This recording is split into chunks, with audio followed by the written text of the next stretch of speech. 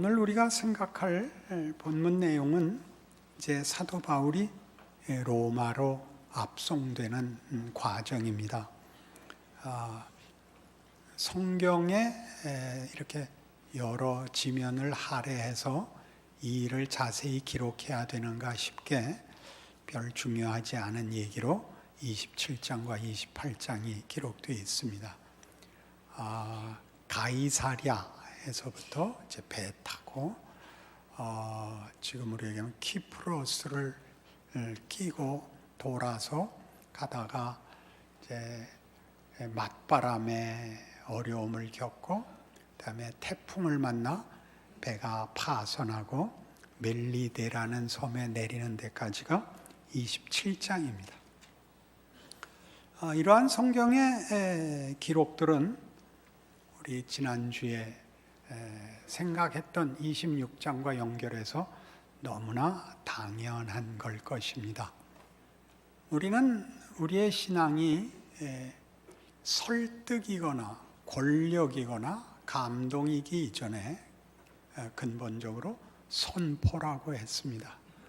선포란 고함 한 번 지르고 정답 한 번 얘기하고 마는 것이 아니라 자기가 믿는다고 얘기한 것에 자기의 인생을 맡기는 것을 말합니다. 고함을 질러 어떤 내용을 전하면 되는 것이 아니라 그것에 우리를 맡기는 것이라고요. 예를 들면 결혼 같은 겁니다. 결혼식을 하면 서약을 하죠.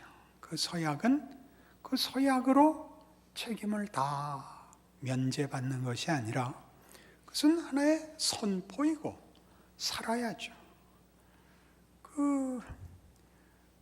나는 이 사람을 아내로 맞아 기쁠 때나 슬플 때나 형통할 때나 고난스러울 때나 마음에 들 때나 안 들 때나 영원히 함께할 것을 선서합니다. 그리고 살아야죠. 그래서 기가 막힌 인생을 살아야죠. 그게 선포입니다. 세례가 그렇죠. 나는 예수를 믿고 하나님의 백성 된 것을 선언합니다. 예수 이름으로 받는 세례입니다. 어느 곳에서나 어떤 형편에서나 내가 살아있는 한 나는 예수 믿는 자로 살 것입니다. 이게 세례지요. 그러나 이런 일들이 어느 시대나 그랬겠지만 오늘날 우리 세대에는 더욱더 어느 하나의 그런 예식이나 그런 결심이나 그런 진심이나 선포같이 그 모호한 추상적인 언어로 대치되고 자신을 실제로 자기가 믿는다거나 자기가 선포한 자기의 신앙에 대하여 자기를 맡기는 일들은 보기가 힘듭니다. 빌립보서 2장에 오시면 하나님이 우리를 통하여 우리와 우리의 생애로 하나님이 하신 일을 선포하신다. 우리가 우리의 믿음을 선언한 대로 살아낸다라는 것이 무슨 뜻인지 빌립보서 2장에는 이렇게 잘 설명되어 있습니다. 319페이지 빌립보서 2장 1절입니다. 그러므로 그리스도 안에 무슨 권면이나 사랑의 무슨 위로나 성령의 무슨 교제나 긍휼이나 자비가 있거든 마음을 같이하여 같은 사랑을 가지고 뜻을 합하며 한 마음을 품어 아무 일에든지 다툼이나 허용으로 하지 말고 오직 겸손한 마음으로 각각 자기보다 남을 낮게 여기고 각각 자기 일을 돌볼 뿐더러 또한 각각 다른 사람들의 일을 돌아보아 나의 기쁨을 충만하게 하라. 너희 안에 이 마음을 품으라. 곧 그리스도 예수의 마음이니 그는 근본 하나님의 본체시나 하나님과 동등됨을 취할 것으로 여기지 아니하시고 오히려 자기를 비워 종의 형체를 가지사 사람들과 같이 되셨고 사람의 모양으로 나타나사 자기를 낮추시고 죽기까지 복종하셨으니 곧 십자가에 죽으심이라. 무슨 얘기하는 거죠? 좋은 일 할 때 교회에 보낸 편지니까 신앙적인 유익을, 신앙적인 어떤 은혜를 나누고자 할 때 너희는 그리스도의 마음을 본받으라 이겁니다. 너희 안에 이 마음을 품으라 곧 그리스도 예수의 마음이니는 마음, 이런 단어들이 오늘날 우리가 사는 시대에서는 자꾸 막연해지고 추상화되고 책임지지 않는 명분이 되고 있습니다. 여기서 말하는 마음이란 각오라고 이해하셔야 됩니다. 너희가 믿음의 유익을 나누고 싶으냐? 헌신하고 싶으냐? 그 은혜를 나누고 싶으냐? 그러면 예수의 생애를 각오하라, 그런 뜻입니다. 그의 생애가 어땠기에요?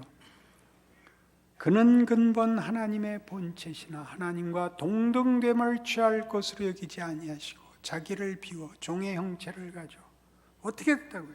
사람들과 같이 되십니다. 사람의 모양으로 나타나사 자기를 낮추시고 죽기까지 복종하셨으니 십자가에 죽으심이라. 구체적으로 살아가는 겁니다. 그 길을 걷는 것입니다. 말로 때우지 않습니다. 구름 위에 나타나서 영광된 모습으로 일갈하시는 것이 아닙니다.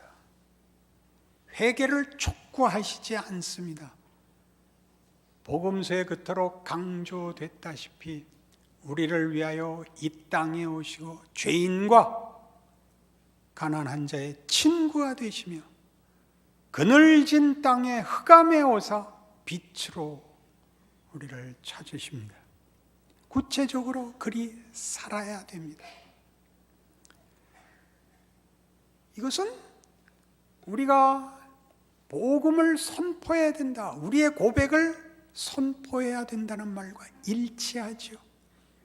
우리가 우리의 생애와 우리의 운명과 우리라는 존재를 이 고백, 예수 안에 있는 하나님의 찾으심 속에 내어 맡기지 않는다면 우리는 우리의 믿음을 우리 스스로가 믿지 않는 것입니다.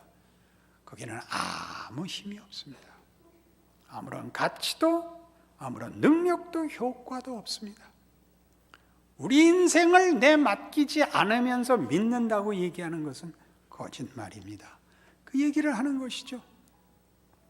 어떤 좋은 마음을 가져야 되는가, 어떤 거룩한 이상을 가져야 되는가, 그런 걸로 속지 말라는 겁니다. 그것에 당신의 모든 것을 맡길 수 있는가? 예수께서 그리 하신 것처럼 그는 근본 하나님의 본체시나 하나님과 동등됨을 취하는 그 편안한 자리, 영광의 자리 놓고 자기를 비우고 종의 형체로 아버지의 뜻을 따라 사람이 되어 찾아오십니다. 인생을 걸으십니다. 성경이 우리에게 촉구하는 신앙입니다. 그것은 명분으로 때울 수 없는 실체여야 합니다. 매일매일의 고난이어야 합니다. 예수의 생애가 그랬던 것처럼 이 갑자기 돌출된 권면이 아닙니다. 1장은 무슨 얘기였을까요? 바울이 내가 감옥에 갇힌 게 복음에 오히려 진전이 되었다라는 고백이 있습니다. 그렇죠? 20절부터 보실까요? 나의 간절한 기대와 소망을 따라 아무 일에든지 부끄러워하지 아니하고 지금도 전과 같이 온전히 담대하여 살든지 죽든지 내 몸에서 그리스도가 존귀하게 되게 하려 하나니 이는 내게 사는 것이 그리스도니 죽는 것도 유익함이라. 부끄러워하지 않는다는 게 무슨 뜻이죠? 부끄럽게 오해될 수 있는 현실에 있다는 거죠. 너 하나님의 종이 그게 뭐냐를 당하는 자리에 있지만 부끄러워하지 않는다는 거죠. 왜요? 나는 살든지 죽든지 내 몸에서 그리스도가 존귀하게 되게 하려는 자입니다. 내 몸에서라는 말을 기억하십시오. 추상적인 것 아닙니다. 소원과 이상과 명분이 아니라 그렇게 사는 것입니다. 그래서 내게 사는 것이 그리스도니 죽는 것도 유익함이라 입니다. 그래서 뭘로 연결되나요? 그러나 만일 육신으로 사는 이것이 내일의 열매일진데 무엇을 택해야 할는지 나는 알지 못하노라. 내가 그 둘 사이에 끼었으니 차라리 세상을 떠나서 그리스도와 함께 있는 것이 훨씬 더 좋은 일이라. 그렇게 하고 싶으나 내가 육신으로 있는 것이 너희를 위하여 더 유익하리라. 내가 살아있으면 무슨 도움이 된다고요? 죽으면 죽게 부름받아 고난이 끝나니 좋지요. 그러나 살아있는 것이 너희에게 유익하죠. 왜요? 살아있어야 이 선포가 연장이 되죠. 예수를 믿는 게 무엇인가가 구체적으로 더 연장이 되죠. 내가 너희를 위하여 이 고난의 삶을 더 살 마음이 있다. 그래야 이 선포가 구체적으로 연장되기 위해서라면 내가 기꺼이 고난의 길을 택하겠다. 그래서 2장으로 넘어온 것이었던 것입니다. 조금 더 분명하게 들어갈까요? 고린도전서 2장입니다. 263페이지입니다. 1절부터 보죠. 형제들아, 내가 너희에게 나아가 하나님의 증거를 전할 때 말과 지혜의 아름다운 것으로 아니하였나니 내가 너희 중에서 예수 그리스도와 그가 십자가에 못 박히신 것 외에는 아무것도 알지 아니하기로 작정하였습니다. 내가 너희 가운데 거할 때 약하고 두려워하고 심히 떨었노라. 내 말과 내 전도함이 설득력 있는 지혜의 말로 하지 아니하고 다만 성령의 나타나심과 능력으로 하여 너희 믿음이 사람의 지혜에 있지 아니하고 다만 하나님의 능력에 있게 하려 하였노라. 고린도 교회의 교인들을 만날 때, 처음 나가 거기 복음을 전할 때, 그래야 저들을 회심시키고 교회를 세울 때 그가 뭘 걱정했다고요? 십자가 외에는 아무것도 알지 아니하기로 했더라고요. 예수 그리스도와 그가 십자가에 못 박히신 것 외에는 아무것도 알지 아니하기로 했다고요. 설득하고 납득시켜서 공감한 자들을 불러내는 것이 아니라 하나님이 일하신다는 걸 믿고 들어갔다고요. 하나님이 일하신다는 걸 믿고 들어갔는데 그때 하나님이 바울에게 준 건 아무것도 없었더라고요. 정말 맨몸으로 들어갔다는 것입니다. 하나님의 보내심을 받아 아무것도 손에 든 것 없이 마치 그리스도가 그리하신 것 같이 영광과 권세를 놓고 우리와 방불한 그저 보잘것없는 한 인생이 되어 들어와 세상 권력에 붙잡혀 죽어나간 것 같이 그렇게 들어왔다고요. 그렇게 하면 된다가 아니라 그건 하나님 손에 있다. 우리가 하는 것은 이 선포, 복음을 인하여 보내심을 받은 그대로 내가 순종한다는 것만으로 뛰어 들어갔다고 얘기합니다. 그의 진심이 결과를 만들거나 그가 가진 믿음이 무엇을 만든 것이 아니라 하나님이 만들고 계시더라고요. 아무것도 없고 아무 무기도 없고 아무 근거가 없는 맨몸으로 어디든지 보내지는 곳이라면 내가 갈 수 있다 라고 얘기하는 것입니다. 그래도 약간 분명하지 않죠? 고린도전서 2장 앞에는 뭐가 있을까요? 1장이 있습니다. 18절 보시죠. 십자가의 도가 멸망하는 자들에게는 미련한 것이요 구원을 받는 우리에게는 하나님의 능력이라. 기록된 바 내가 지혜 있는 자들의 지혜를 멸하고 총명한 자들의 총명을 폐하리라 하였으니 지혜 있는 자가 어디 있느냐? 선비가 어디 있느냐? 이 세대의 변론가가 어디 있느냐? 하나님께서 이 세상의 지혜를 미련하게 하신 것이 아니냐? 하나님의 지혜에 있어서는 이 세상이 자기 지혜로 하나님을 알지 못하므로 하나님께서 전도에 미련한 것으로 믿는 자들을 구원하시기를 기뻐하셨도다. 유대인은 표적을 구하고 헬라인은 지혜를 찾으나 우리는 십자가에 못 박힌 그리스도를 전하니 유대인에게는 거리끼는 것이요 이방인에게는 미련한 것이로되 오직 부르심을 받은 자들에게는 유대인이나 헬라인이나 그리스도는 하나님의 능력이요 하나님의 지혜니라. 하나님의 어리석음이 사람보다 지혜롭고 하나님의 약하심이 사람보다 강하니라. 우리 다 아멘입니다. 조금 더 이어보면 이 뜻이 조금 더 분명해집니다. 형제들아 너희를 부르심을 보라. 육체를 따라 지혜로운 자가 많지 아니하며 능한 자가 많지 아니하며 문벌 좋은 자가 많지 아니하도다. 그러나 하나님께서 세상에 미련한 것들을 택하사 지혜 있는 자들을 부끄럽게 하려 하시고 세상에 약한 것들을 택하사 강한 것들을 부끄럽게 하려 하시며 하나님께서 세상에 천한 것들과 멸시받는 것들과 없는 것들을 택하사 있는 것들을 폐하려 하시다니 이는 아무 육체도 하나님 앞에서 자랑하지 못하게 하려 하심이라. 예수는 누가 믿는다고요? 여기 다 나와 있죠. 지혜롭지 않고 문벌 좋지 않고 미련하고 약하고 천하고 멸시받는 것들이 믿죠.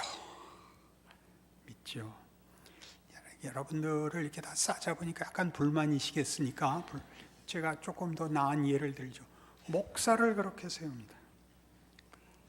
우리 현실적으로 한국 교회가 교회가 욕을 먹는 게 아니라 목사들이 욕을 먹고 있는데 제가 변명할 말이 하나 있습니다. 목사가 되어갖고 왜 그것도 못하냐? 이제 변론할 기가 합니다. 그러니 당신이 했어야지요. 당신이 했었어야죠. 당신이 공부 잘해서 딴 데로 새는 바람에 그 책임이 우리한테 왔지요. 웃자겠습니까? 이제 와서 왜 그러냐고 그러면 당신 흉이죠. 아멘이 옳시다. 이 얘기를 하는 거죠. 하나님이 하십니다. 우리는 뭐만 하면 되죠? 이것은 목숨을 내놔도 좋고 이 세상에서 망해도 좋고 내 운명을 맡길 만한 것이다. 저 사람은 저 꼴에 무슨 목사하냐? 그 사람은 자기 운명과 모든 자기 인생을 걸은 겁니다. 말도 안 되는 소리를 하고 앉았습니다. 한심하죠. 그러나 그는 자기 인생을 걸고 있는 것이고 앉아서 심사위원 하시면 안 됩니다. 심사위원 하지 마시고 자기 인생을 거십시오. 그게 성경이 말하는 선포입니다. 그렇지만 인생을 걸은 거에 대해서 너무 보상이 없다 그런 불만이 있으십니까? 나도 내 인생을 걸면 하나님도 그쯤은 확인시켜줘야 되지 않는가? 어떤 보이는 것이 있어야 되지 않는가? 고린도전서 4장에서는 이렇게 얘기합니다. 8절입니다. 형제들아 내가 너희를 위하여 이 일에 나와 아볼로를 들어서 본을 보였으니 이는 너희로 하여금 기록된 말씀 밖으로 넘어가지 말라 한 것을 우리에게서 배워 서로 대적하여 교만한 마음을 가지지 말게 하려 함이라. 누가 너를 남다리 구별하였느냐? 내게 있는 것 중에 받지 아니한 것이 무엇이냐? 네가 받았은즉 어찌하여 받지 아니한 것 같이 자랑하느냐? 너희가 이미 배부르며 이미 풍성하며 우리 없이도 왕이 되었도다. 우리가 너희와 함께 왕 노릇하기 위해 참으로 너희가 왕이 되기를 원하노라. 내가 생각하건대 하나님이 사도인 우리를 죽이기로 작정된 자같이 끄트머리에 두셨으며 우리는 세계 곧 천사와 사람에게 구경거리가 되었노라. 우리는 그리스도 때문에 어리석으나 너희는 그리스도 안에서 지혜롭고 우리는 약하나 너희는 강하고 너희는 존귀하나 우리는 비천하여 바로 이 시각까지 우리가 줄이고 목마르며 헐벗고 매맞으며 정처 없고 또 수고하여 친히 손으로 일을 하며 모욕을 당한 즉 축복하고 박해를 받은 즉 참고 비방을 받은 즉 권면하니 우리가 지금까지 세상의 더러운 것과 만물의 찌꺼기같이 되었도다. 진심을 바치면 인생을 바치면 운명을 걸면 하나님이 마땅한 것으로 보상하시는가? 그렇지 않답니다. 세상의 더러운 것과 만물의 찌꺼기같이 취급될 수 있다고 합니다. 만만치 않죠. 선포의 어려움입니다. 명분이 제일 쉽습니다. 명분은 마땅한 도리라고 되어 있습니다. 마땅한 도리에 마땅이 매우 위험합니다. 마땅해서 모두가 알아듣는 소리를 하고 끝입니다. 더 이상 다른 증거가 필요 없습니다. 정직해야지, 성실해야지, 훌륭해야지는 마땅한 얘기입니다. 내가 하나, 네가 하나 똑같은 얘기입니다. 살아내는 것은 다릅니다. 각자의 기가 막힌 자기 인생을 살아야 됩니다.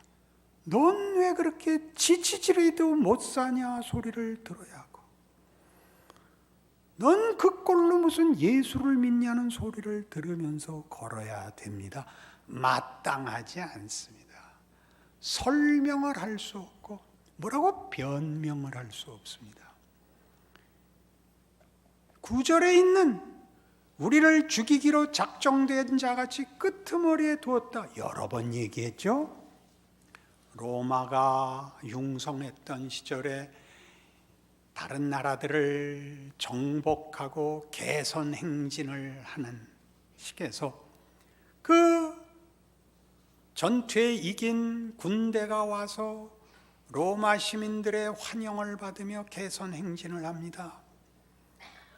지휘관과 군인들이 주인공으로 서고 환호를 받으며 영광된 행진을 하죠. 그리고 그 영광을 위하여 뒤에 전리품이 따라옵니다. 그 전리품 속에 적국의 군사들, 지휘관들과 왕족들이 있죠. 부끄러운 자리입니다. 죽이기로 작정된 자같이 미말에 서는 것, 그렇게 우리가 인생을 삽니다.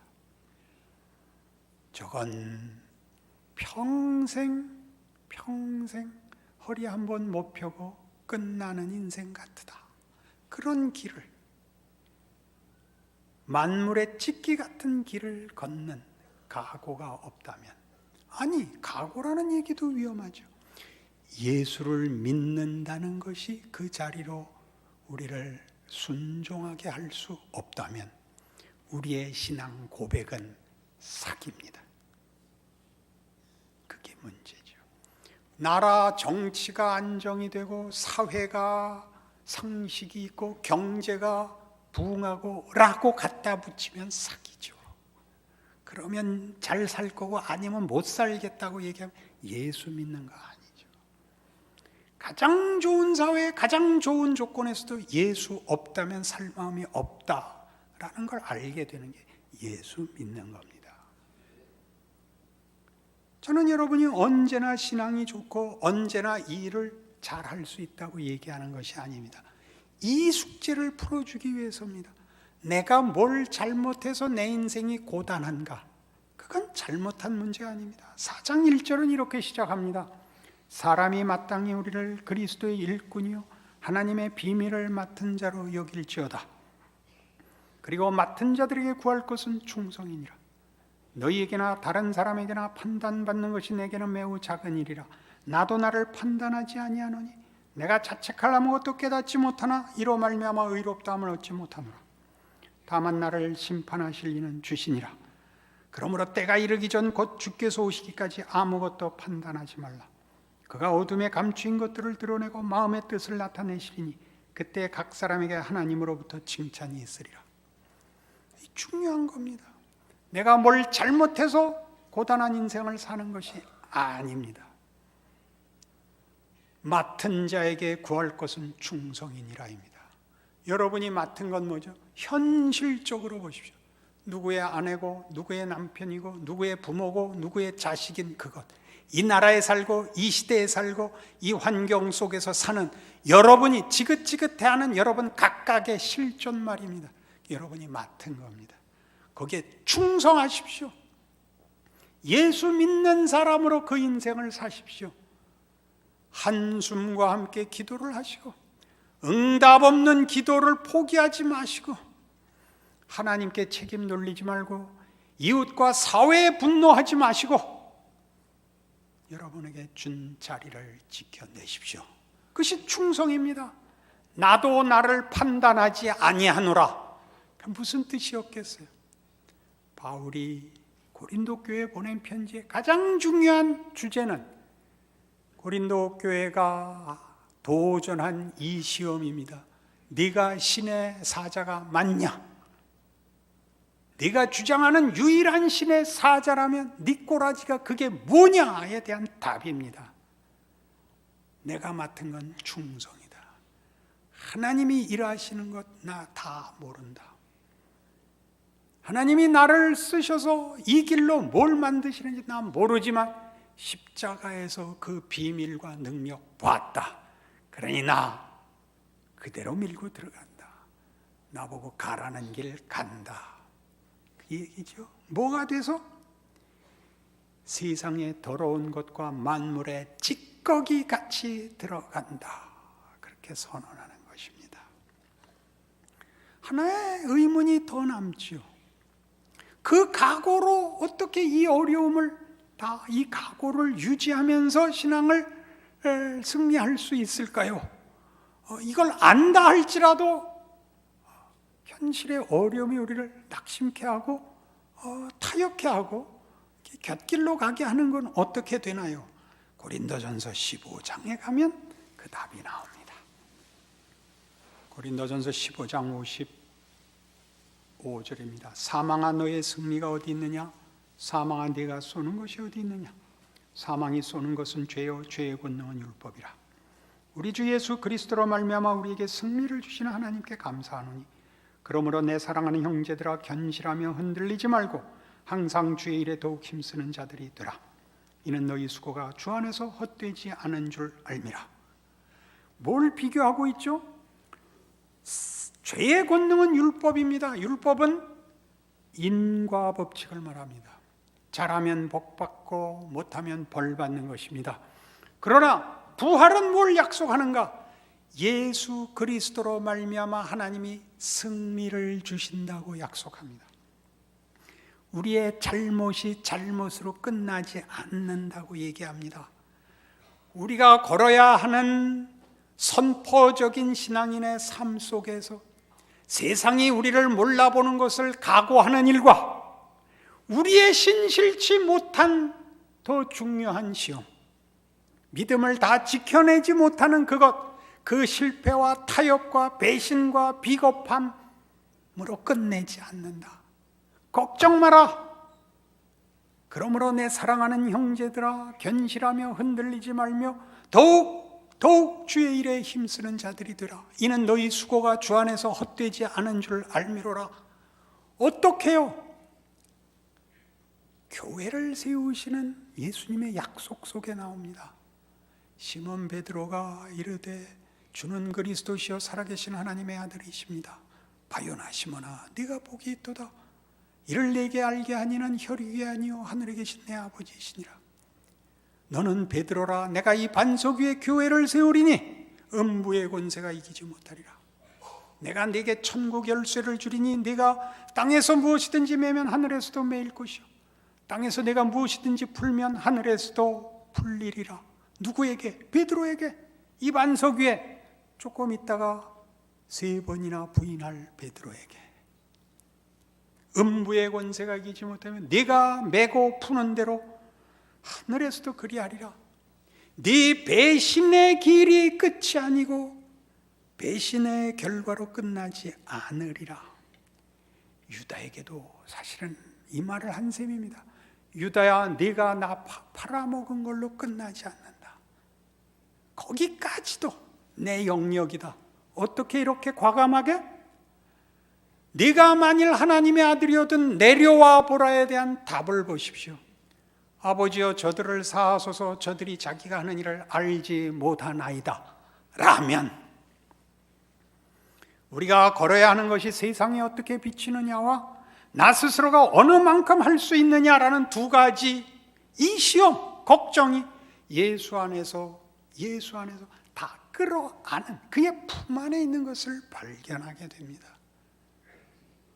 그러니 내 사랑하는 형제들아 견실하며 흔들리지 말며 더욱 주의 일에 힘쓰는 자들이 되라. 할 수 있는 만큼 하시라고요. 열심히 하시고 넘어지시면 거기가 끝이 아닌 줄 알고 돌아오십시오. 예수 팔아먹었으니 팔아서 잘 드시고 그리고 제정신이 돌아오면 돌아서십시오. 팔아먹은 자리가 끝이 아니라는 것 예수 안에서 확인하십시오. 그게 우리가 걸어야 되는 이 긴 사도행전 27장, 28장의 설명들입니다. 우리가 배 타고 어디 가서 풍랑을 만나고 뭐가 되고 그 모든 일들을 가지고 하나님이 일하십니다. 하나님이 일하십니다. 우리의 충성과 미련과 게으름과 비겁함과 최선과 억울함과 눈물과 한숨 모두를 가지고 하나님 일하십니다. 일하십니다. 그리고 우리가 큽니다. 우리가 큽니다. 손해보는 일은 없습니다. 예수를 믿는 자의 자랑이요 영광입니다. 더 믿음이 좋고 담력이 있었으면 좋겠죠. 믿음은 변명하라고 준 것이 아닙니다. 모든 현실을 가로지르라고 준 것입니다. 세상이라는 현실만이 아니라 그걸 가로질러야 되는 나를 가로지르라고 준 것입니다. 가십시오. 삐뚤삐뚤 가십시오. 비명 지르고 가십시오. 울면서 가시고 가셔야 됩니다. 살아야 됩니다. 예수를 믿는 자로 존재하는 그 모든 경우, 모든 그 지위, 형편이 하나님의 손길인 것을 기억하십시오. 그래서 어느 날 주의 부활이 가진 영광과 능력을 확인하는 날이 올 것입니다. 그것이 우리가 보는 바울 서신들입니다. 그리고 우리의 영광된 현실입니다. 누가 더 억울할 것도, 누가 더 나을 것도 없습니다. 하나님의 일하심이 성경에 기록된 대로 우리의 모든 생애와 존재 속에 있음을 기억하는 오늘의 말씀이요, 여러분의 신앙 고백 되게 하십시오. 기도하십시다. 하나님 아버지 은혜를 감사합니다. 우리가 얼마나 귀하고 중요한 존재이며 하나님이 함께 하시는 인생을 사는 것인가 확인했습니다.